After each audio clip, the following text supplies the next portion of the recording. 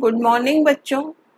आज हम matter in our surroundings chapter का पार्ट 3 देख रहे हैं, जिसमें interchange in states of matter को देखेंगे। यहाँ पर मैटर की जो 3 स्टेट्स हमने स्टडी की इसके पहले पार्ट में, वो थी solid state, liquid state and gaseous state. तो solid, liquid and gaseous state ये 3 मेन स्टेट्स हैं जिनको आपस में इंटर कन्वर्ट किया जा सकता है। आप अपने घरों में आइस को मेल्ट होते हुए देखा होगा। Ice melt in water on heating, या वैसे भी रखा रहेगा रूम टेम्परेचर पर आइस तो अपने आप भी मेल्ट होता है। उसके बाद यदि आप वाटर को बॉईल करते हैं तो गैस में वाटर वेपर्स में कन्वर्ट होता है। तो इस तरह से हम कह सकते हैं, एग्जाम्पल हमें आइस का बहुत अच्छे से पता है। अदर मैटर्स जो होते हैं उनमें भी सेम होता है ये कि solid state convert in on heating convert into liquid state and liquid state on heating convert into gaseous state. तो ये क्यों होता है? जब हम हीट करते हैं किसी भी स्टेट को तो उसके जो पार्टिकल्स होते हैं उनमें हीटिंग करने से काइनेटिक एनर्जी क्या होती है? इंक्रीज होती है। जैसे हीट बढ़ाते हैं काइनेटिक एनर्जी इंक्रीज होती है। उनके काइनेटिक एनर्जी इंक्रीज होने से उनके बीच का जो डिस्टेंस होता है वो बढ़ता है और पार्टिकल्स में इंटर पार्टिकल अट्रैक्शन कम होने लगता है। तो ऑटोमेटिकली स्टेट लिक्विड हो जाती है। इसी तरह से लिक्विड को और ज़्यादा हीट करेंगे अगर, और यदि उसके particles due to increase in kinetic energy और दूर दूर हो जाते हैं तो वो गैसियस स्टेट में कन्वर्ट हो जाती है, उनके बीच का अट्रैक्शन कम हो जाता है। और रिवर्स में भी यदि हम गैसियस स्टेट को कूल करते हैं तो वो लिक्विड में, और लिक्विड स्टेट को ऑन कूलिंग, जैसे कि आप पानी को यदि फ्रिज में रख देते हैं तो on cooling liquid state convert into solid state. तो this is the phenomena of interchange in state of matter. अब हम देखें कि जब मैटर के स्टेट में चेंज होता है तो एक एक्सपेरिमेंट आप करके देखेंगे। आपके स्कूल की लैब में हो सकता है ये, या फिर घर तो नहीं हो पाएगा ये, लेकिन स्कूल की लैब में आप पूरा इस तरह से स्टैंड वगैरह रखिए। नीचे ये बर्नर है, ट्राइपॉड स्टैंड है, और यहाँ पर ये बीकर जो लिया हुआ है ये, इसमें आइस लिया हुआ है, और थर्मामीटर्स में इस तरह से हैंग किया कि वो उसकी जो नॉब है वो आइस में पूरी डिप रहे। और ये स्टीरर है, एक ग्लास की रॉड होती है जो इसको हिलाने के लिए यूज में आती है। तो ये सब तो सेटअप किया हमने एक्सपेरिमेंट के लिए। अब हमने स्टार्ट किया, जब बर्नर ऑन नहीं किया था, बर्नर ऑफ है अभी हमारा, जलाया नहीं हमने इसको। तो आइस के अंदर जब हम थर्मामीटर रखते हैं तो आप लोग जानते हैं आइस का टेम्परेचर 0 डिग्री सेंटीग्रेड होता है। या जब आइस को मेल्ट करते हैं, यहाँ से नीचे बर्नर को ऑन किया तो आइस क्या होता है? मेल्ट होना शुरू हो जाता है। तो ये जो हीट है ये इस आइस में एब्जॉर्ब होती है और आइस मेल्ट होता है। तो हम एक बहुत जादुई चीज़ देखते हैं, मिरेकुलस फिनोमिना यहाँ पर होती है कि जब तक पूरा आइस मेल्ट नहीं होता है तब तक थर्मामीटर में जो टेम्परेचर होता है वो 0 डिग्री पर ही फिक्स रहता है। जैसे ही पूरा आइस वाटर में कन्वर्ट हो जाता है और उसके बाद भी हीटिंग यदि ऑन रहती है तो फिर ये टेम्परेचर इंक्रीज होना शुरू हो जाता है। तो ऐसा क्यों होता है? जब तक 0 डिग्री सेंटीग्रेड का आइस पूरा का पूरा 0 डिग्री सेंटीग्रेड के वाटर में कन्वर्ट नहीं होता है तब तक टेम्परेचर 0 डिग्री सेंटीग्रेड ही बना रहता है। तो इसके अंदर जो हीट थी, यानी हमने इसको गर्म किया आइस को, तो गर्म करने से टेम्परेचर तो बढ़ना चाहिए था, लेकिन क्यों नहीं बढ़ा? तो ये टेम्परेचर कहाँ गया?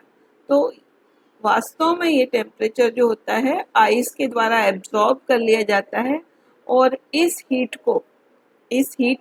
जो है वो आइस के द्वारा एब्जॉर्ब कर ली जाती है, इसीलिए टेम्परेचर इंक्रीज नहीं होता है। तो ये जो हीट है जो कि आइस ने एब्जॉर्ब की, कब? जब उसकी स्टेट चेंज हो रही थी उस समय। तो इस हीट को कहते हैं लेटेंट हीट।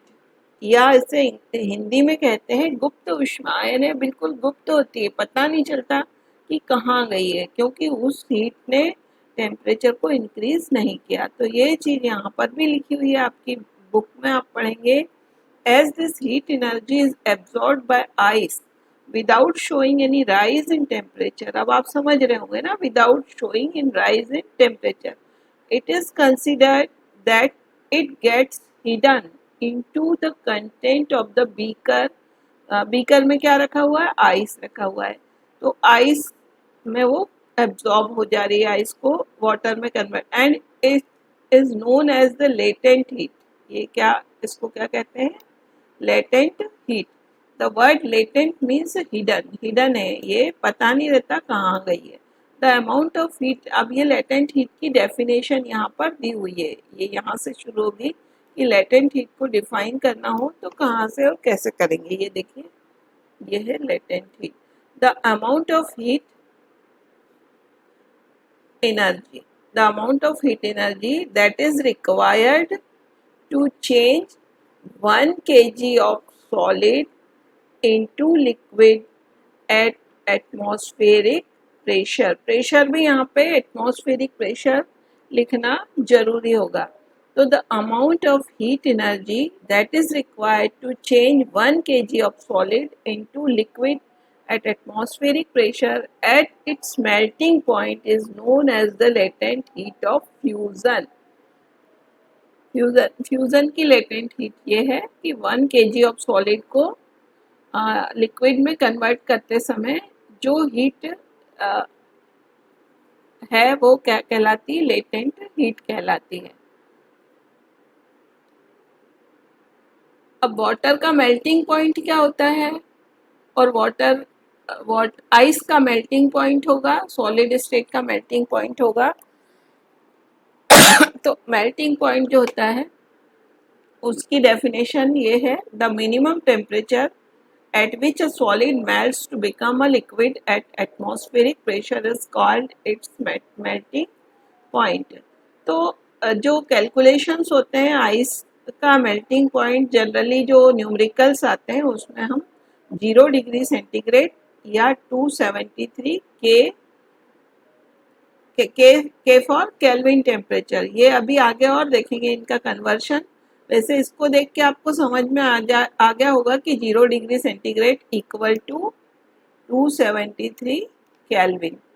यहाँ पे एक चीज और है, केल्विन के ऊपर यह डिग्री का निशान नहीं लगाया जाता है, और सेंटीग्रेड के साथ में डिग्री सेंटीग्रेड लिखा जाता है, और इसको केवल केल्विन पढ़ते हैं।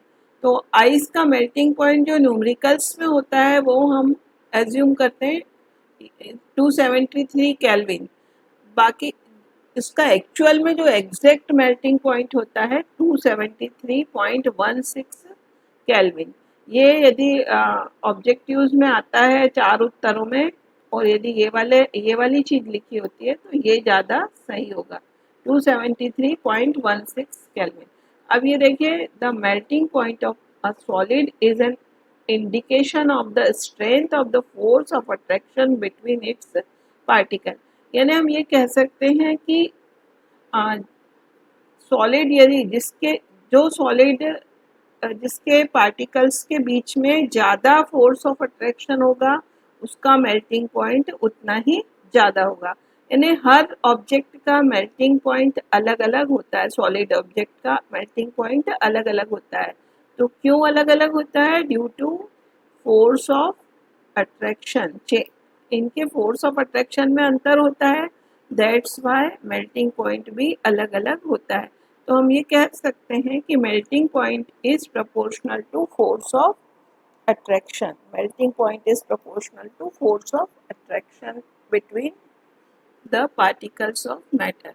अब ये अगला हम ये देखें कि यदि यहीं पर मान लो इसी एक्सपेरिमेंट में आपने आइस रखा था, आइस की जगह आपने यहाँ पे वाटर रख दिया और वाटर को बॉईल कर रहे हैं, तो वाटर का बॉइलिंग पॉइंट क्या होता है, ये आपको पता है, 100 डिग्री सेंटीग्रेड। तो ये वाटर जब तक पूरा वाटर वेपर्स में नहीं कन्वर्ट हो जाता है, वाटर 100 डिग्री सेंटीग्रेड का वाटर जब तक 100 डिग्री सेंटीग्रेड की वेपर्स में कन्वर्ट नहीं हो जाता है तब तक थर्मामीटर का जो टेम्परेचर होता है वो 100 डिग्री पर रुका हुआ रहता है। तो फिर वही बात है कि इतनी हीटिंग करने के बाद भी टेम्परेचर क्यों इंक्रीज नहीं हो रहा है? तो वो हीट कहाँ गई? वो हिडन हीट होती है। तो यहाँ पर लेटेंट हीट ऑफ वेपोराइजेशन जो होती है उसकी डेफिनेशन भी सेम इसी तरह से दी जाएगी।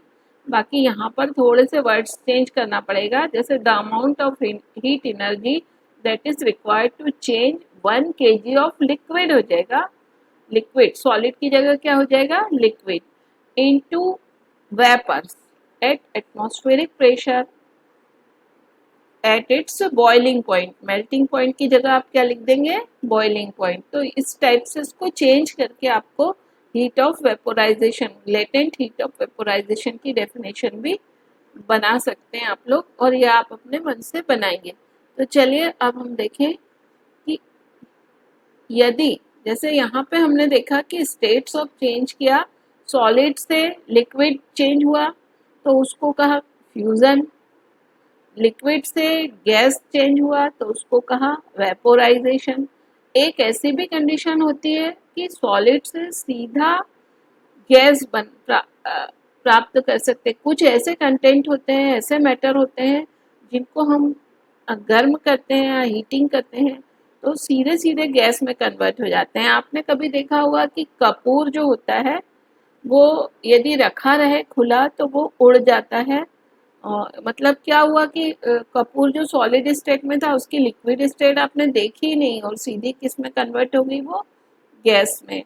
ऐसे ही आपके घरों में कपड़े की अलमारी में आप नैफ्थलीन बॉल्स रखते होंगे तो ये बॉल्स भी धीरे धीरे छोटी होते होते बहुत उड़ जाती हैं पूरी, तो कहाँ चला जाता है ये सीधे सॉलिड से गैसियस स्टेट में कन्वर्ट हो जाते हैं। तो इस फिनोमिना को जब कोई सॉलिड डायरेक्ट गैस में कन्वर्ट हो जाता है दिस इज कॉल्ड सब्लिमेशन। और यदि इसी के रिवर्स प्रोसेस को कहीं कहीं सब्लिमेशन ही कहा गया है और आपकी इस बुक में डिपोजिशन कहा है इसको डिपोजिशन। तो a change of state directly from solid to gas without changing into liquid state is called sublimation, and the direct change of gas to solid without changing into liquid is called deposition। यानी solid से gas में convert होना sublimation और reverse gas से solid में conversion deposition कहलाता है। तो यहाँ पर देखिए एक सब्लिमेशन का एक बहुत अच्छा सा एक्सपेरिमेंट बताया हुआ है। और कुछ जैसे एक अमोनियम क्लोराइड आपने अगर देखा हो, नौसादर बोलते हैं इसको हिंदी में, अमोनियम क्लोराइड।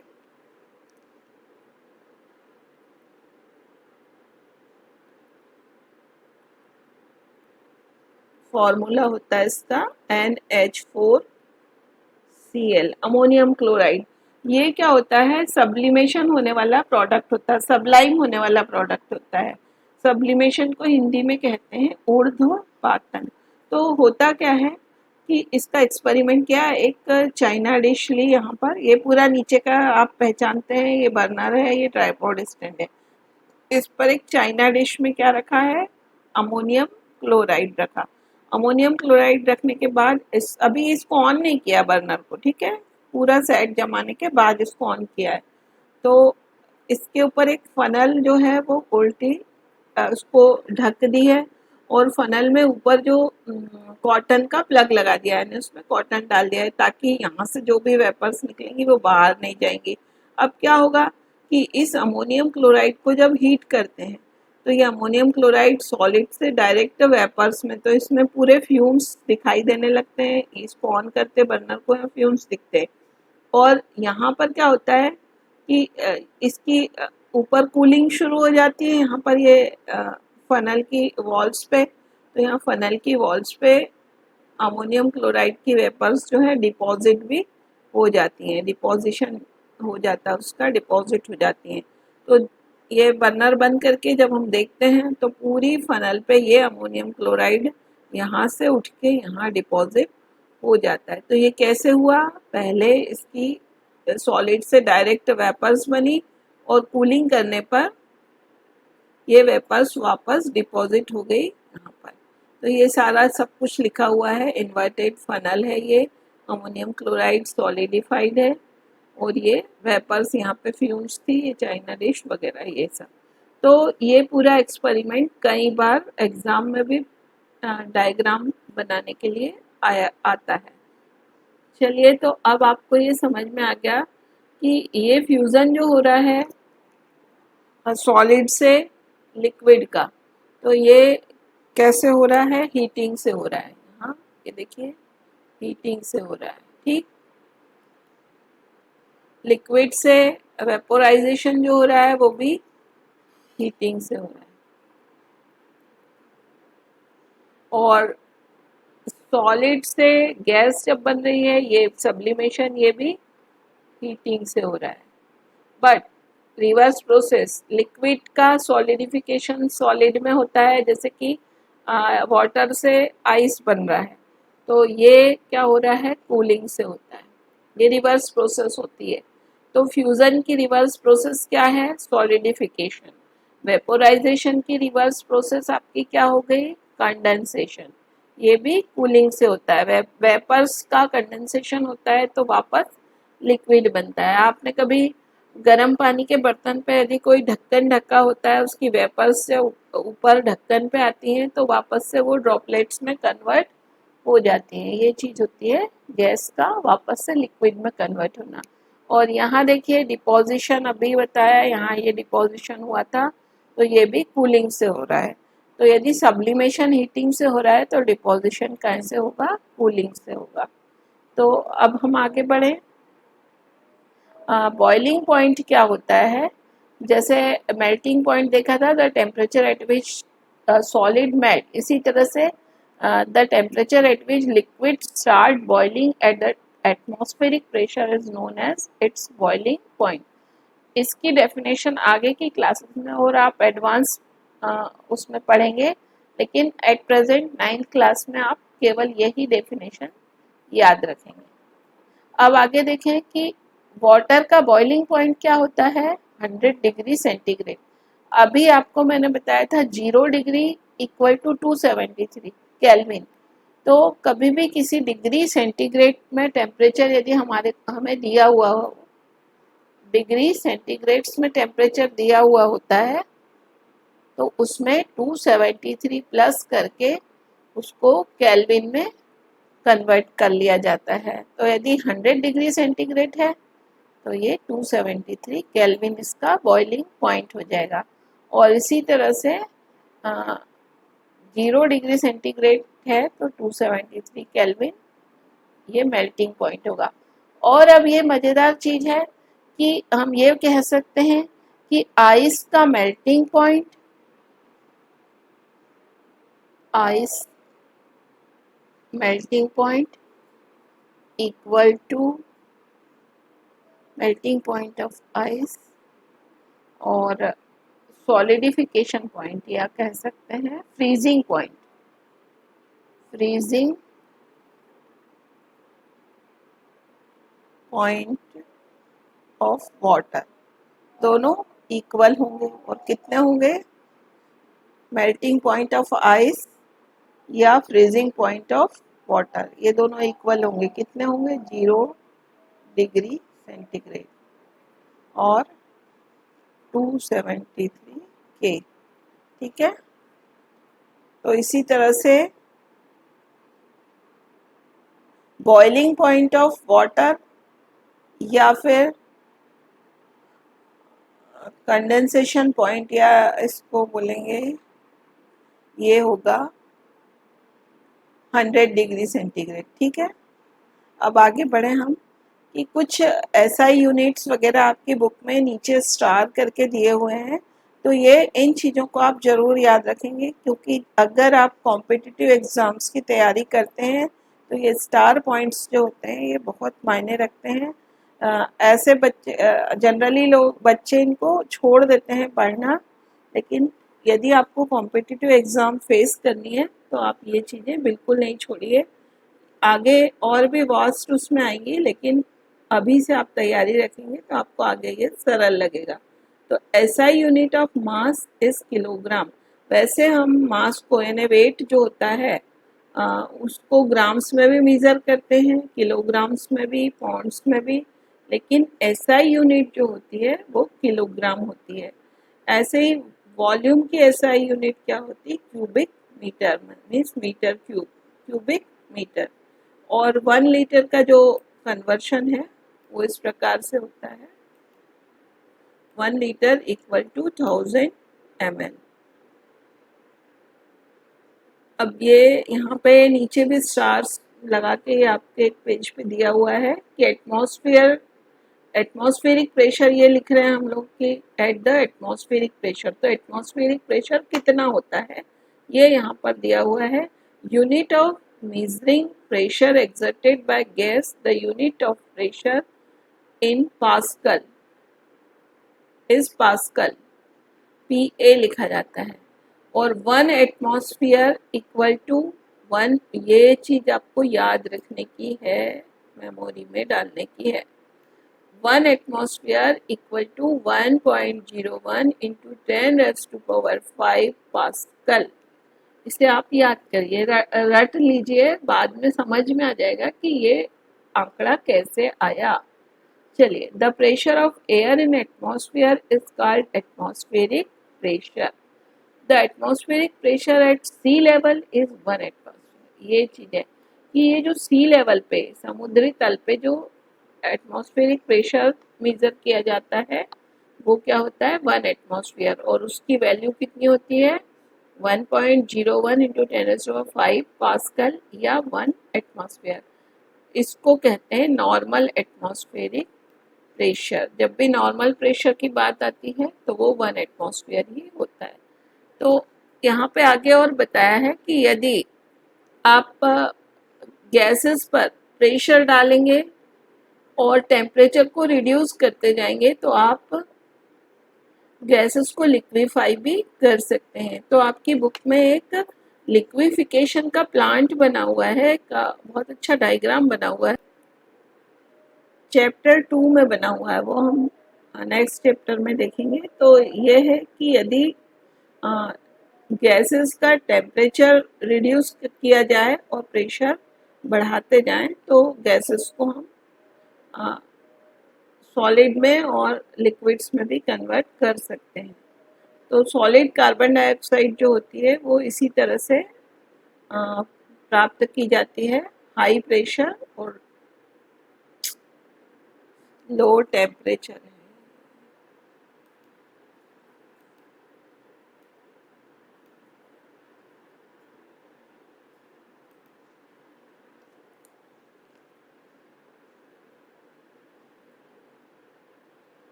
अब ये क्वेश्चंस है कुछ, यहाँ पे पहले सॉलिड कार्बन डाइऑक्साइड क्या होती है ये देख लें। इसे ड्राई आइस भी कहा जाता है। एक क्वेश्चन आता है एग्जाम में कि ड्राई आइस क्या होता है या सॉलिड कार्बन डाइऑक्साइड। तो इसको ड्राई आइस क्यों बोलते हैं? पहले तो ये देखिए, आपने अपने पानी से जो आइस बनता है आपके घरों में, आप आइस देखते हैं, कभी भी वो पूरा सूखा होता है, उसमें हमेशा पानी उस पर स्टिकिंग रहता है ऊपर से, कभी भी सूखा आइस आपने नहीं देखा होगा। लेकिन कार्बन डाइऑक्साइड का जो आइस बनता है वो ड्राई होता है। और solid carbon dioxide is stored under high pressure. Solid CO2 gas gets converted directly to gaseous state, मतलब बीच में लिक्विड स्टेट आती ही नहीं है इसकी। सॉलिड जो होती है डायरेक्ट गैस में या गैस डायरेक्ट सॉलिड CO2 में कन्वर्ट होती है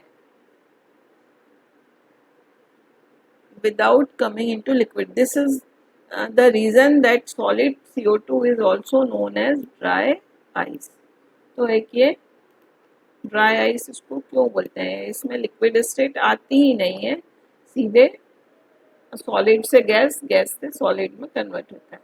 चलिए, अब ये अगला है कि आपको कुछ टेम्परेचर्स दिए हुए हैं, उनको कन्वर्ट करना है। ये केल्विन टेम्परेचर है, इनको सेंटीग्रेड में कन्वर्ट करना है। तो kelvin temperature equal to centigrade plus 273, यदि सेंटीग्रेड को केल्विन में और केल्विन को सेंटीग्रेड में कन्वर्ट करना है तो K माइनस 273, तो ये 300 माइनस 273 से आप कर लेंगे। इसी तरह से यहाँ सेंटीग्रेड है, यहाँ ये क्वेश्चन यूँ पूछा है, what is the physical state of water at 250 degree centigrade.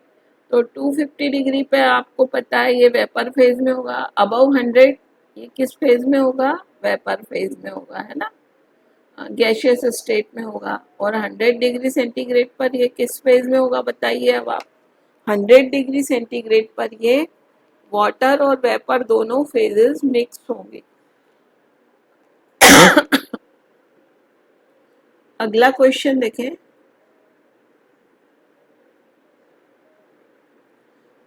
for any substance why does the temperature remain constant during the change of state।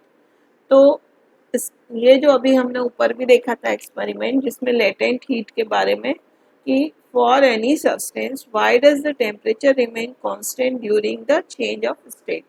तो यहाँ ये आंसर हम पढ़ें इसका कि temperature first rises and becomes constant when reaches it's melting point. Now on further heating the heat energy provided to substance has to break the attractional forces between the solid molecules। किसी भी substance को melt किया अगर तो जो heat कहाँ जाती है, ये जो लेटेंट हीट है वो क्या काम करती है, तो उन मॉलिक्यूल्स के बीच के जो बॉन्डिंग्स होते हैं, जो अट्रैक्शनल फोर्स होता है उसको ब्रेक करने में यूज हो जाती है, to break the attractional force between the solid। This heat is called latent heat। That's why the temperature does not rise। ये जो टेम्परेचर राइज नहीं होता है उसके पीछे ये कारण होता है, लेटेंट हीट किस काम आती है, वो इनके बीच के अट्रैक्शनल फोर्सेस को, पार्टिकल्स के बीच के अट्रैक्शनल फोर्सेस को तोड़ने में यूज होती है। तो यहाँ पर फ्यूजन की लेटेंट हीट की डेफिनेशन ये है, heat energy required to change 1 kg of solid into liquid. ये डबल से रिपीट हो रही है। और वेपोराइजेशन की लेटेंट हीट, ये जो डेफिनेशंस हैं ये हैं लेटेंट हीट की, लेटेंट हीट ऑफ, एक तो फ्यूजन और एक वेपोराइजेशन, ये दोनों लिखी हुई हैं। चलिए आगे देखें हम।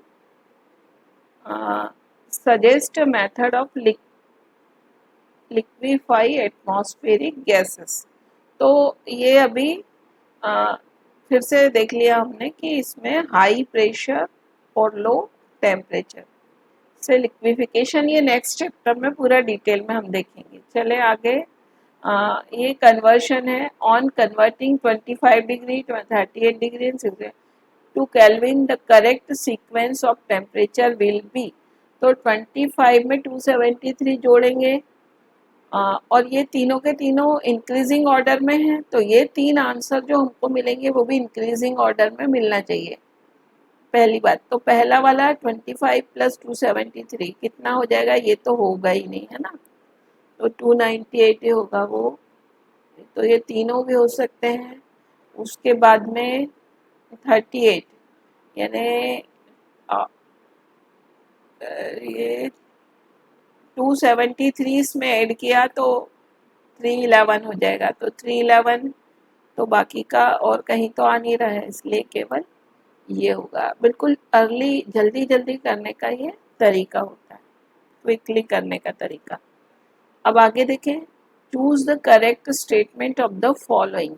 Conversion of solid into vapour without passing through the liquid state is called vaporisation. ये होता है क्या ऐसा, विदाउट पासिंग थ्रू लिक्विड, ये वेपोराइजेशन नहीं होता बल्कि क्या होता है, सब्लिमेशन होता है। कन्वर्शन ऑफ वेपर, तो ये क्या है, करेक्ट स्टेटमेंट नहीं है, ये क्या है, इनकरेक्ट है। उसके बाद में conversion of vapour into solid without passing through the liquid state is called sublimation, ये सही है ना। Conversion of vapours into solid without passing, ये सही है, ये करेक्ट है। अगला देख लीजिए। Conversion of vapors into solid without passing through liquid state is called freezing. नहीं, गलत है ये। और ये conversion into liquid called sublimation, तो ये भी गलत है, ये एक ही करेक्ट है इसमें। The boiling points of diethyl ether, acetone and normal butyl alcohol is this respectively, which one of the following correctly represent. ये ऊपर जैसा ही है सेम, इसको भी आप हल कर लीजिएगा अपने मन से, और इसी तरह से ये भी सब है, तो इसे आप हल कर लीजिए। 273 और 35, 5 3 8, यानी 308 वाले दो में से एक सही होगा, और ये 6 3 9, ये दोनों भी है वही है। फिर लास्ट वाला देखिए 8 9 10 11, यानी कि ये वाला सही है। केवल हमने यूनिट प्लेस को जोड़ लिया जल्दी जल्दी में, कि यूनिट प्लेस पे यहाँ पे 1 आना चाहिए, यानी 118 118 और 273 जब जोड़ेंगे तो यूनिट प्लेस पे 1 आना चाहिए, पूरा जोड़ने की ज़रूरत नहीं होती है। तो यूनिट प्लेस पे यदि 1 आता है इसमें तो, और ये वाला तो होगा नहीं, ये 308 से वाले दो सही थे इसलिए ये गलत है। 308 329 इन दोनों में ही था, ये था, ये वाला सही है। थोड़ा सा क्विक करने की थोड़ी सी ट्रिक्स भी आपको आनी चाहिए। तो अब ये आपके लिए होमवर्क के लिए छोड़े हैं, और नेक्स्ट अभी इसमें अपन देखेंगे